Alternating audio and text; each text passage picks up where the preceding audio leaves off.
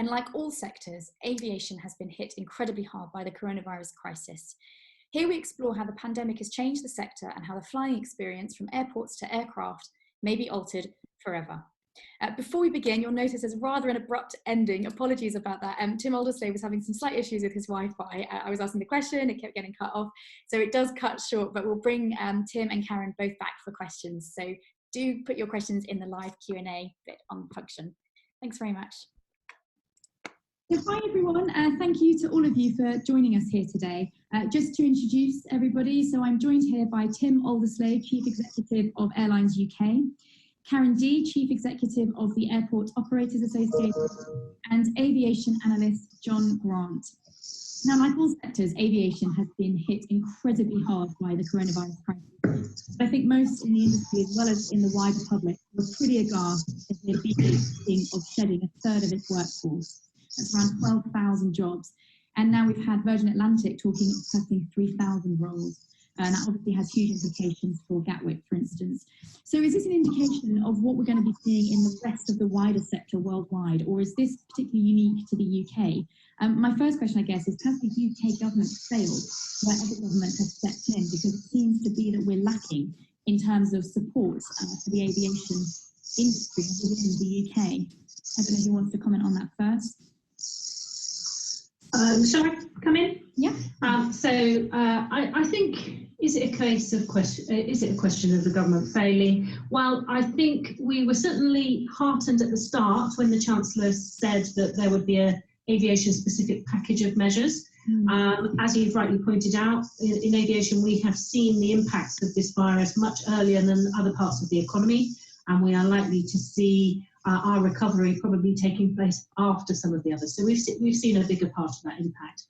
So it was disappointing that for whatever reason that they then changed their approach, and so we haven't had an aviation-specific package. What we have had, of course, and certainly in airports are making good use of it, is the job retention scheme. That has been really important to us. But I think our view is that there are further measures that we would like to see. Just a few examples. The first is that we would like the job retention scheme to be extended, and probably then also some kind of tapering scheme for to help us during the recovery. But we're still looking for some additional support in England on business rates, where we have seen Scottish airports being helped in that way by the Scottish government. So I think that there is more that, from our perspective, there's more that the government could be doing to help us. Especially compared with, it seems, other governments perhaps around the world. Indeed. What's your view on this?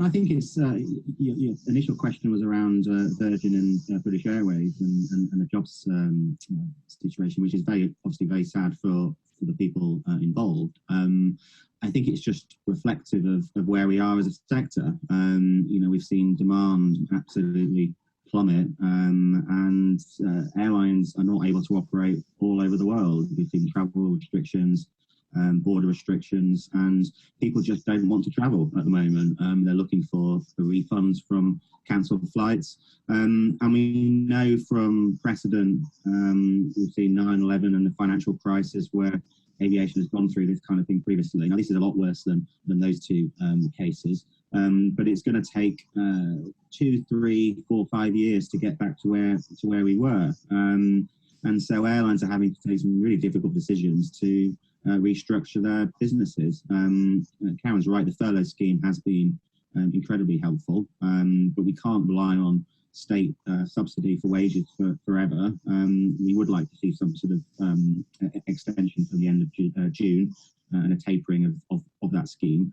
But we're going to have to enter recovery probably with the scheme withdrawn at some stage, and therefore when it comes to government support, there are levers that they can pull.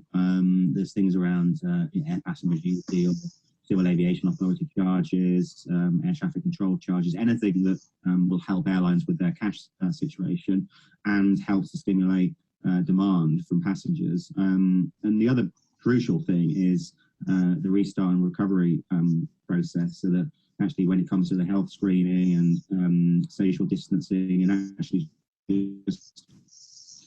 provide confidence to passengers that it's safe to travel. We don't yet have those systems in place. We've only really started to have conversations with government around that. And until that's in place, people quite rightly probably will not feel comfortable going to the airport and getting on an aircraft. So we need to sort that out very, very quickly.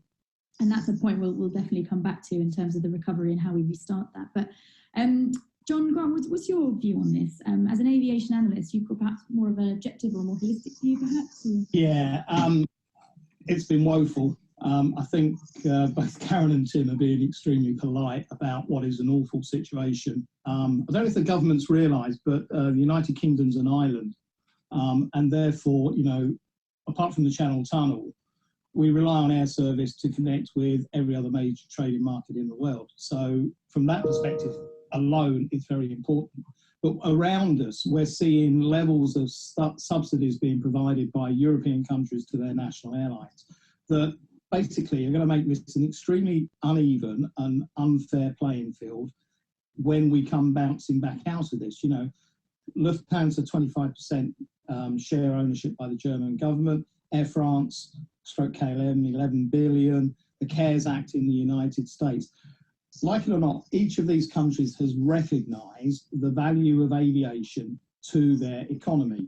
And the UK government seems to have singly failed to understand the value of aviation to an economy that is dependent on tourism and financial services and consultancy practices travelling around the world.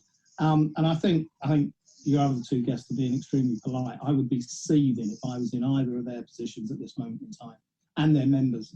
But why has government failed? Because any company that announces they might be making, or they're going to be probably making 12,000 people redundant, will make the government surely sit up and listen. Why are we not getting more of a response? And then to be followed by a company in the same sector to then say, yeah, we're going to make 3,000 redundant. I think it's a good question for Tim. You know, I see no, I'm sure lobbying is always done privately, but I see no really concerted, coordinated campaign activity, attempts to secure PR, position the industry in a positive light at this moment. And I understand it's really difficult because there is only one story in the press. But, and we'll come on to that. But we need to find a solution. Tim, tell us, so, you know, do government seem to be listening behind closed doors? You know, we take a slightly different position in terms of government bailing out the airline sector. And I mean, it's absolutely right to say that European governments and governments around the world have provided quite significant packages of support. That's absolutely right and proper, because the airline industry and the aviation sector is crucial from a strategic perspective for any economy around the world. Actually, we are very happy with what we've seen so far from the government in terms of the furlough scheme, which has been incredibly helpful. And had it not been for that, we would have seen mass unemployment across our sector. We've seen numerous loan schemes put in place. We've seen EasyJet access £600 worth of liquidity to support its operations moving forwards, and we've had airlines that are going through the process currently of accessing money through some of the smaller loan schemes put in place. It's fairly well documented that Virgin Atlantic are currently negotiating with the government for a bespoke package of support. So I think it's different. We've got to distinguish between government bungs and bailouts. Bailout is in terms of what we're looking for here in the UK, it's a government loan at commercial rates. Where I do agree, though, is if we don't get the recovery right, that is when we could start to say, okay, well, we were the third largest aviation market in the world. We're by far and away the biggest in Europe. We've got more connections to more destinations around the world than any other European country. And if we don't start to allow the UK to enter the recovery stage with its strategically competitive position enhanced or protected, then you could quite credibly say, well, hang on a minute, we've seen the Germans and the French and the Italians give much more support to their national aviation sectors. And, the example that I sometimes use is, if Alitalia comes out of this in a stronger position than EasyJet, then something very bad has gone wrong. But that won't be known until we get to the end of the year and into next year, and we enter that recovery stage and operators start flying again. But in terms of government support packages and bailouts, actually, if you look at the US support package, which people bandy around figures of tens of billions of dollars, which is obviously crucial for the American carriers, but a decent proportion of that, in fact, I think over half, was the equivalent of our furlough scheme. So the government has not got everything right. Absolutely not. I think it was unfortunate they made a promise that they would be a package, and then a week later U-turned. But actually, some of it has been very welcome indeed. But it's how we move forwards that is absolutely crucial.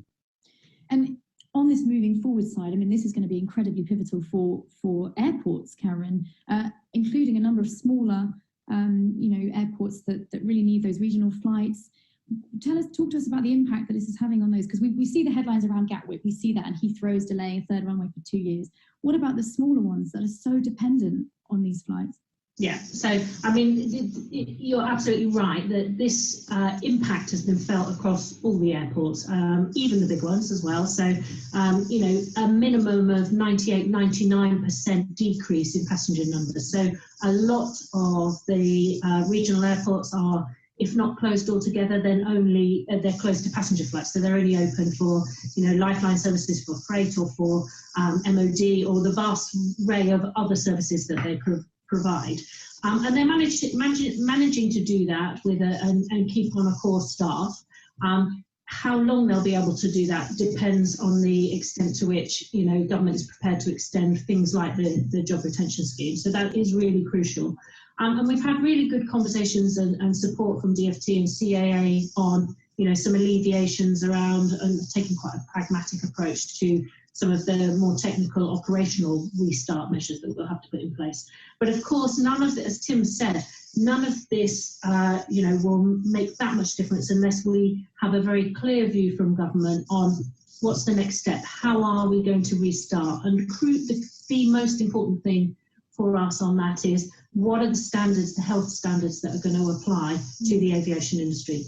And are they agreed internationally so that we're able to start saying, reassure passengers that we can restart in a safe system, and as airports, and airlines, no doubt, begin to put those new measures into practice. Some that we've heard in the press just don't make sense. So we're not in favour of quarantine, for example, of 14 days. Absolutely kill the industry. But other things, we need the scientists to tell us what's going to be effective. How can we get that implemented in a safe but also commercially viable way? Because if the measures that they want to impose or don't make sense practically, then we just will not see airlines wanting to come back and fly from the regional airports. And the point I always make is we want UK airports to be attractive for Tim's members and others to come and fly to. Because without that, we will not see the UK economy recover in the way that we need it to, not just for tourism, your sector, but also for all the business flights, the cargo, and all of the other industries, trade industries that rely on our domestic and international connectivity. So let's talk about the recovery then, and what might the flying experience look like in future. We've heard talk of the middle seat being left free. I'm not sure how that could possibly be economically or environmentally friendly. Is that a realistic proposition? What will the flying experience look like going forward, both in airport and on the plane itself? John or Tim or? Well, I think it's akin to 911 when we went back to a situation where perhaps we have a much more sterile environment at an airport. We have processes in place that we all adhere to and the public understand, and applied by every airport and airline around the world. And I think one of the things I keep hearing from airports, not in the UK, but around the world, is whatever we do, can we please be consistent in all of that social distancing and those requirements between all modes of transport, from a bus company to a railway company to an airline. Let's have some consistent type of measures. And if you took Gatwick or Heathrow as an example, I mean, they have very laudable objectives of 50% of people arriving by public transport. If they all arrive on the Gatwick Express or the Heathrow Express and they're all sitting next to each other, and you then tell them to segregate and social distance, waste of time, doesn't work. So, you know, and that would suggest to me we're gonna have to accept that those standards will apply to everyone, and they might not quite be as onerous as we think they're going to be at airports at this moment in time. Okay, Tim. I mean, we certainly in terms of social distancing, you know, there's nobody in the sector that thinks that is a viable option, either at the airport or on board. I mean, clearly at the airport it would lead to all sorts of chaos with you know, mile-long queues around the block and 4 hours hanging around in the terminal. We can't have that from a passenger experience perspective, but also from an airline perspective, it probably would take out 10-20% of capacity, which just would ruin the viability of the flight. Even worse for regional aviation, because they don't have such high load factors. So, you know, if you're a carrier like Ryanair, for example, that you know, effectively prices to fill the plane, and the profit comes for, you know, the add-ons that the passenger purchases either before they fly or on board, it just ruins the business model for the airline, and they're not alone in that. So that is a complete non-starter. I mean, we do have some concerns about the 14-day quarantine period that Karen has raised. It would effectively kill air travel, because nobody's going to want to come to this country either for business or for travel if they have to take themselves out of circulation for 2 weeks. So you'd see demand absolutely, well, not plummet, because it's already basically plummeted, but not rise from where it is currently. So I mean, what we've said, and you know, we actually had a very good meeting with the airports today, is start to say to government, these are some of the ideas that we might be able to have a look at, and you know, as long as the science suggests that this is the best way forward, and the public health advice, etc.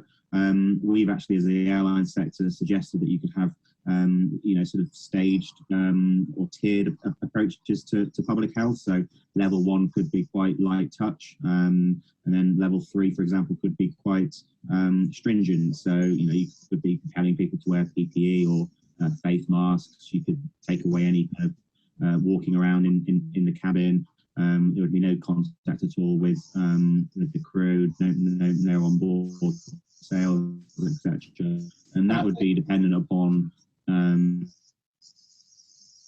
the regime that's put in place. But John's absolutely right that this needs to be credibly thought through, led by the science, led by the evidence, and it needs to be as much as possible consistent across member states, so we don't have this patchwork of different regimes around the world, which is just going to cause all sorts of confusion for passengers and for airlines as well. So the government needs to take the lead in engaging with the various jurisdictions, the Commission, EASA, ICAO, to get this done really quite quickly, because we saw the Aer Lingus flight yesterday and all the news coverage that that generated. Now, Aer Lingus were just following the guidelines. I mean, there are no guidelines effectively, and yet they've had 24 hours of you know, quite bad publicity. So to be fair to airlines, airports, and the passengers, we need to sort this out fairly quickly. And Sophie, to that point, and this will lead on to Karen, I think, if we don't get this right, we already, for some work I've been doing with OAG, you know, there is a likelihood that we're going to have to require longer turnarounds on aircraft anyway, because they're going to require deeper cleans and all of these particular processes that control authorities will require. At the regional airports, for the low-cost airlines, those 35-minute turnarounds are quite crucial. If you can't do those 35-minute turnarounds, then on a 4-rotation aircraft program per day, you're pushing that to arrive back at a regional airport at 1 o'clock in the morning rather than 11 o'clock in the morning. And that's going to change all your shift patterns, your cost of operation. You may have curfews at airports that you've got to renegotiate, all sorts of things. So, you know, getting this right at the beginning is absolutely crucial. But I do wonder why ICAO have not been perhaps a bit more proactive in this at this moment in time, and we're beginning to discuss it now when we could have been discussing this 7 or 8 weeks ago, perhaps. Maybe you were. I mean, to John's point, Karen, if we might see fewer flights as a result, and again, that puts the pressure back on those smaller airports if they're trying to survive. You said about things that we don't want to see. We don't want to see the 14-day quarantine. What do you want to see in airports? What is a fair and reasonable social distancing measure that could be implemented? Well, I think actually social distancing is not practicable on any kind of public transport. You can't do it unless you've got very few passengers. And as Tim rightly pointed out, most of the modelling suggests that if you have social distancing, then you reduce your capacity by about 80%. So if that is not feasible in a commercially sensible way, what we want government and the scientists to help us with is what are the other measures that you could do instead. I think we have to remember that when this first came out, the government's biggest advice to all of us was about the biggest impact we could have was about hand washing and sanitising. So there are all sorts of other measures that can be effective in tackling this issue, and that's what we want government to tell us. If we're deep cleansing, if we're sanitising, if we're doing all of those things, is that sufficient? Are there other measures that lots of people talk about temperature checks, but again the medics don't agree on that because some people are asymptomatic. So what we've got to get to is a place where we have a reasonable set of measures, which and let's not forget, if there are other forms of tests that we do see coming on stream soon about antibodies and all of those things, do the collection of those measures provide us with sufficient, checks? And we're never going to be 100% clear because, nothing is ever 100% clear. But is that sufficient to say, yeah, the risk is proportionate, that it's sufficient to reassure passengers that it's something they are comfortable with, and then we can move on? But my view is that beyond this, as part of the recovery, this is not just about the medical standards, because those are crucial as a first step, but what the industry will certainly need is what's then the government's policy in terms of supporting regional connectivity. Before coronavirus, hit us, we were back at, Flybe failure, and the government announcing a regional connectivity review because they recognised how important that's going to be to the economy. So really, we've got to bring, get that back on the agenda as well. Once we've got this sort of medical standards sorted, and the agreements between different governments about opening up borders. Because let's not forget, the UK government can do one part, but if you've got nowhere to fly to, Tim's members are not going to fly for the sake of it. So that international sort of government to government work about agreeing to accept flights is really important as well. Okay. And, we're talking about looking to the future. There are obviously big challenges in the present as well. And I'm conscious of time, and we should touch on the refunds issue, which again, today's Wednesday, we've seen number one on Twitter trending, #refunds passengers, and it seems to be targeted at the airlines. And I know our readers, our travel agent readers, have felt particular frustration with not being able to get money back from airlines to pass on to their customers. Tim, talk to us a little bit about this refunds issue. I mean, obviously the aviation sector is facing huge pressure, but there is a lot of anger out there. How do airlines win back the trust of consumers? Yeah, I mean, I had a session of the Transport Select Committee today, as did Karen actually, and this was raised by members on the committee. We recognise it's an issue. Of course it is. We're very thankful and grateful for the patience of both passengers and also travel agents. But the truth of the matter is that as a result of the fact that we've seen a complete plummeting in demand for travel and unprecedented levels of cancellations, the airlines physically cannot comply with the law. The law under PC 261 stipulates that a refund has to be paid within 7 days if the passenger does not want a credit voucher. Now, an airline is perfectly within its right to offer a credit voucher, and actually in many cases, depending on circumstance, they will take one. But I've spoken to carriers who were saying, this time last year they were receiving 60, 70 refunds a month, and now they're at 5,000, and they don't have the staff to physically sort those refunds out. They can't bring people into their call centres because of social distancing, and all the public health measures, and you physically have to actually enter the refund into the system. It's not something that just happens automatically. It takes 10-15 minutes to get through each refund. If you don't have the staff to deal with it, it's just a huge problem. It's a huge admin problem for the airlines. So what we've said to the CEA is, and don't forget, when the CEA took over the paying of refunds following Thomas Cook, they had 60 days to pay these refunds, not 7 days, because they recognised that this was a huge issue, and they were inundated with people who wanted refunds. Now, to be fair to the regulator, they have said, look, we've got every sympathy for the plight of the carriers. We know that 7 days is almost impossible for them, and if you show that you are doing everything you possibly can to get the process actually kick-started so that people are receiving refunds, and people, all the carriers in my membership are now paying refunds, then we will, when it comes to enforcement action, we won't be knocking down your door in the middle of the night, so to speak. So, what we've said to the government is, that we can't comply with EC 261. The CEA knows that we can't comply. So, is there some sort of guidance? It's a bit like the APTA issue with the travel regulation. They can't comply with 14 days either.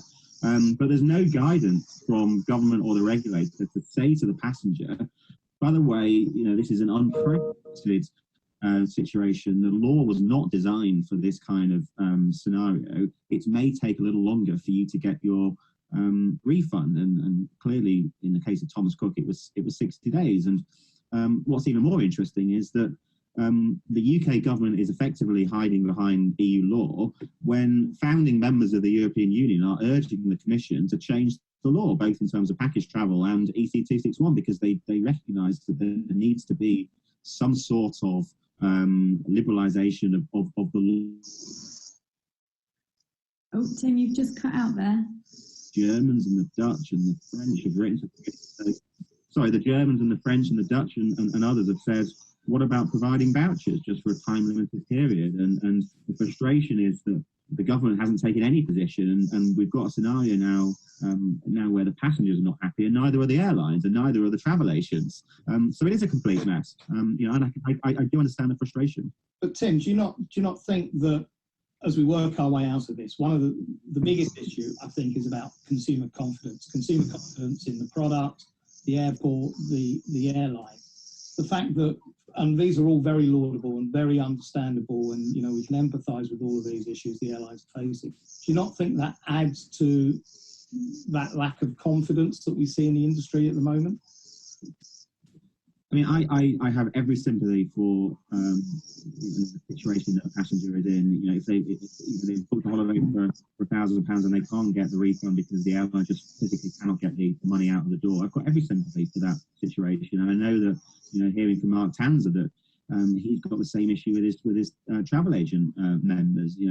People who have run businesses for 30 years, who have known customers personally for a long, long time, and they can't physically get the money out the door to them. So I totally understand that, but we're just in such a unique situation. The law was never designed for this kind of thing. The idea that an airline is receiving hundreds of thousands of refund claims, the idea they can pay those out in 7 days, it's just not realistic. I guess the other challenge as well is that, unlike with other parts of the travel industry, the vouchers themselves aren't financially protected, are they? So they're different to a refund credit note. But it still seems that a lot of customers are still opting to do that because they understand the plight of the aviation industry. I wonder if it's just the vocal minority who are perhaps more vocal, taking to social media, etc. I mean, actually, the number of people accepting credit notes has been surprisingly high. I mean, depending on the financial and personal circumstances, it might be the best thing for you. And airlines will try and offer incentives for you to take that option, 120% of the value, or your kids go for free, or you can change your booking, charge you, change fees, etc., etc.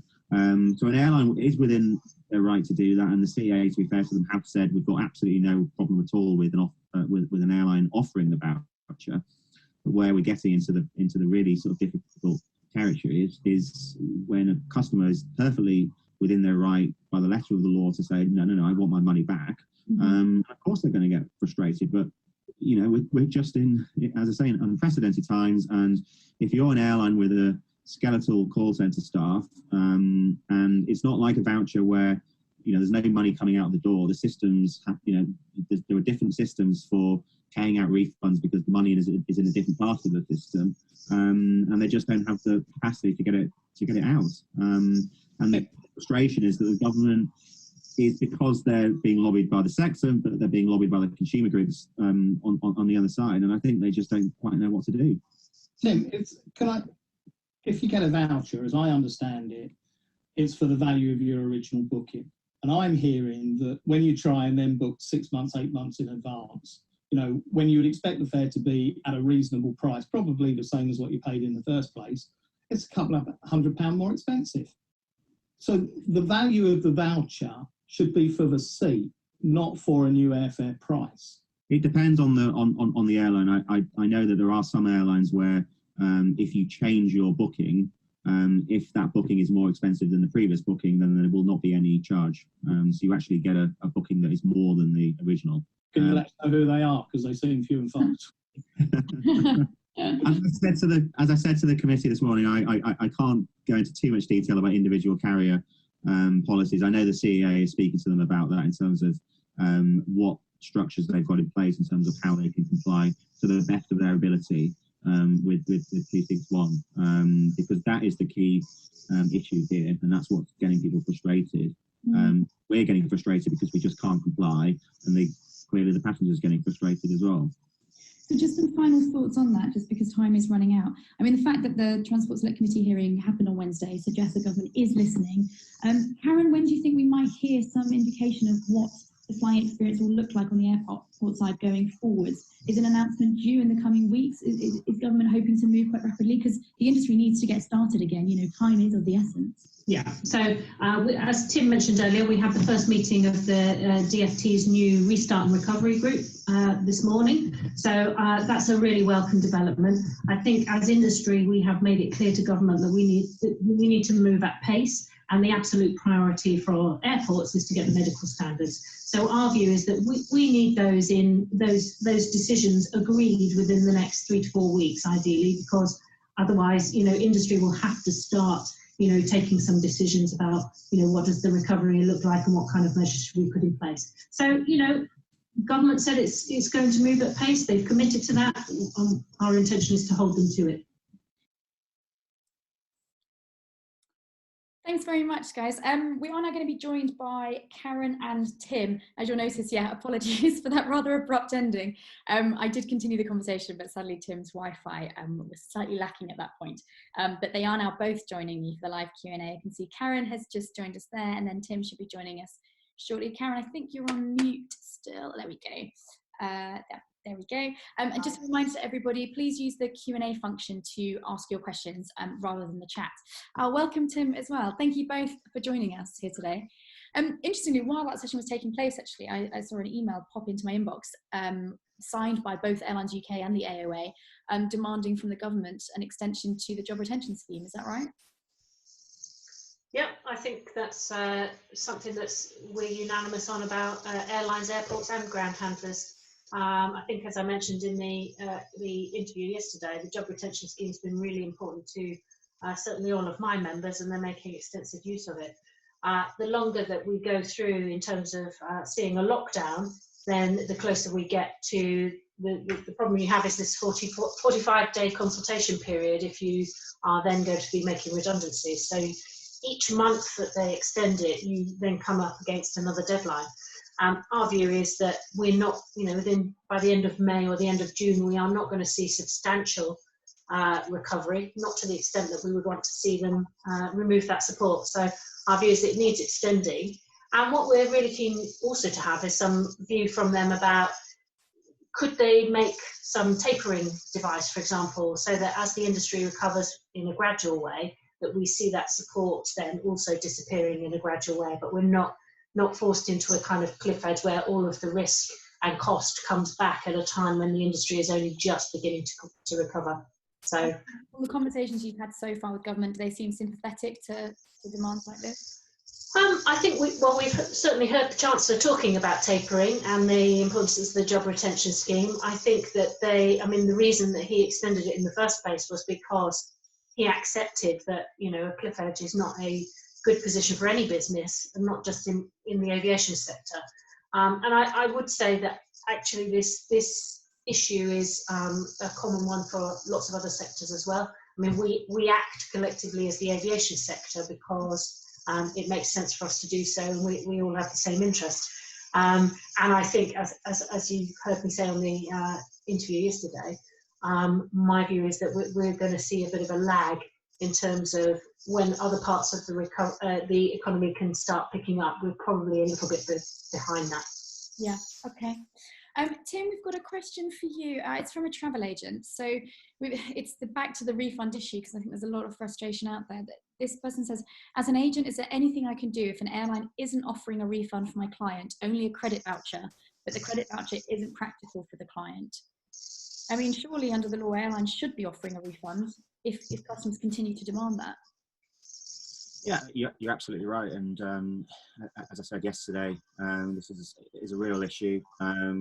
It's a source of frustration for everybody. I totally understand the frustrations being felt from both the passenger and the travel agent. It's not an ideal scenario for the airline either. Their passengers who are also frustrated, and for a passenger facing business and like maybe it's not an ideal situation. But the simple truth is, as I said yesterday, it is impossible at the moment for airlines to comply with a law that was not designed for the kind of scenario that we are facing at the moment. We're seeing unprecedented demand for refunds, demand for flying has crashed, cancellations are the new norm.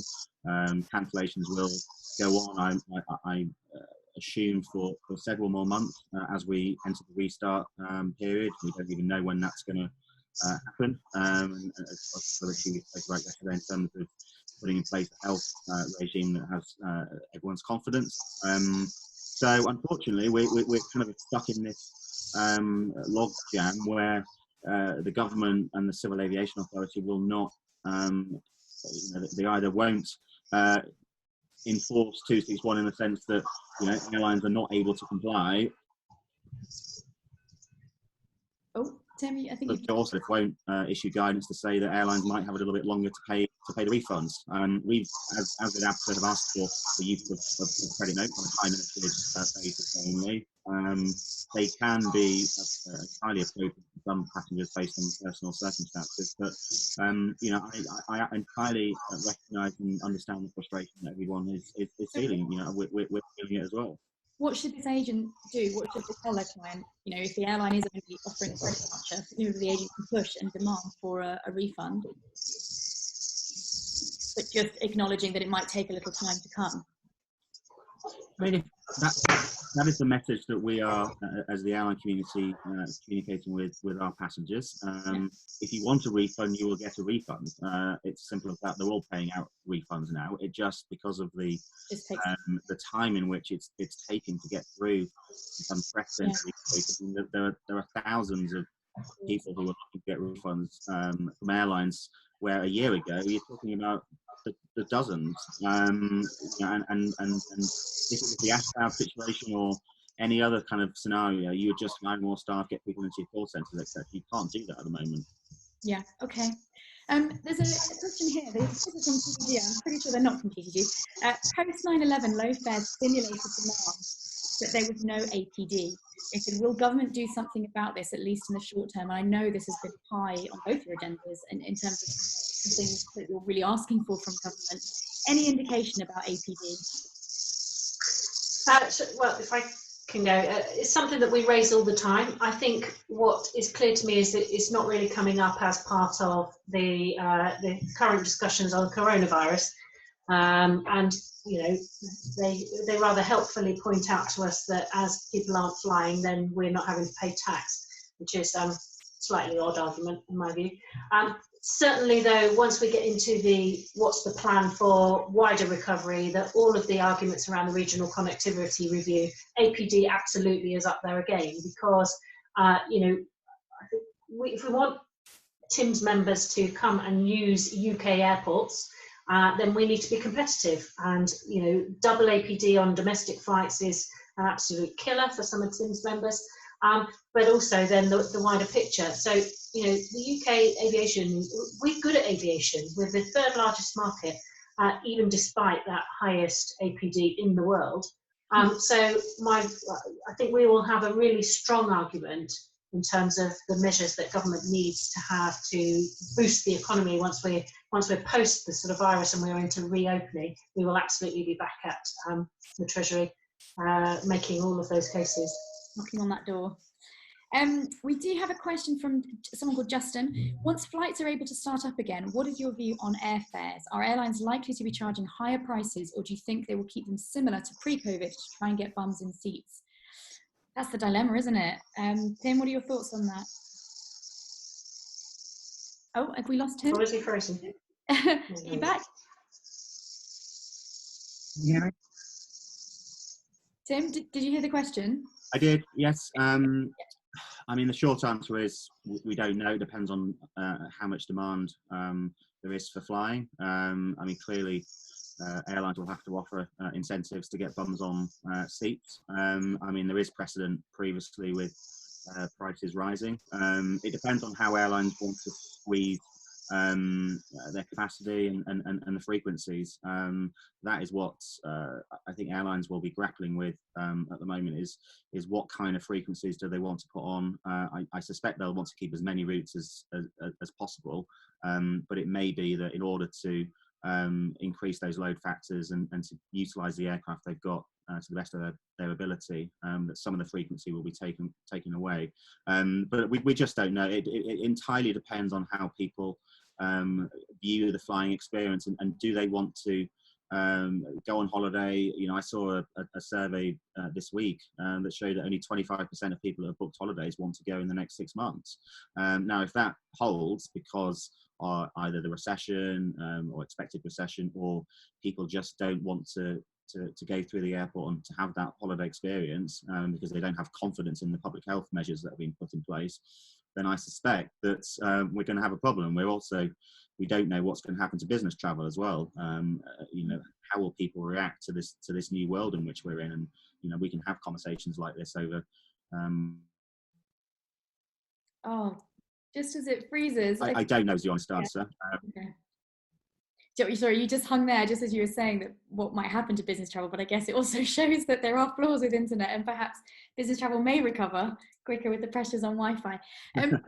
Just to finish on what the future might look like, really, in terms, we had a press release through today actually from Manchester Airports Group saying that they're going to be implementing the use of masks across their airports.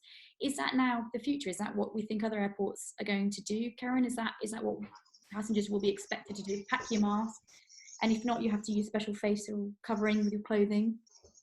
I think it largely depends on the medical standards and the advice that we get from the scientists and from government. But I think what we can say with some certainty is that the experience at airports and throughout the journey is likely to be different than it is currently. So we know, for example, that masks and gloves, for example, may be considered at the airport. They may be considered on public transport. There will undoubtedly be things that people will be required to do differently. There may be tests in future. We don't know. But I think what you can see from Manchester Airports Group and others is that some businesses are beginning to say, look, we see that passengers, consumers are beginning to adopt these sorts of behaviours anyway. You see lots of people adopting masks in the supermarket queue now. So I think that there's an expectation from consumers that things will be different. So we don't know exactly what all of the measures will be yet, but I think it's a fair bet to say that there's going to be some additional requirements. You mentioned tests. There's one last question from Fabian. He says, hi, what are the chances of airlines doing a test similar to Etihad, I think it's Emirates as well, pre-flight for customers, allowing them to fly? Tim, have you had conversation with your airline members? Is this something that we can be expecting from other airlines soon? I mean, it depends on the medical advice that we get. We're currently engaging with DfT on this. We had a meeting yesterday with the airlines and the airports and DfT and across Whitehall. What we've said to government is that there are a number of things that we could do. We don't think that social distancing is the right answer either at the airport or on board for a number of reasons. varying from the viability of the actual route and airlines just not being able to make a route work if they're forced to enforce social distancing to the airport experience. But if we're not going to have social distancing, we're going to have some measures that instill confidence in the passengers. So there's a whole array of measures that we're talking about, including testing, screening at the airport, etc. What we need to do, though, is just have the scientific advice, SAGE, run the rule through those measures before they're introduced. And we've said to government we need those measures in place very, very quickly, because we saw with the Aer Lingus flights earlier in the week, Aer Lingus didn't do anything wrong. We just don't have the clarity from government as to what airlines and airports should be doing and putting in place. So I can't say there definitely will be testing, but it's certainly one of the options that is being discussed. All right, thank you very much to both of you. I can see time is running away as always, but thank you for both of you in taking part today and taking part in the Q&A. Thank you.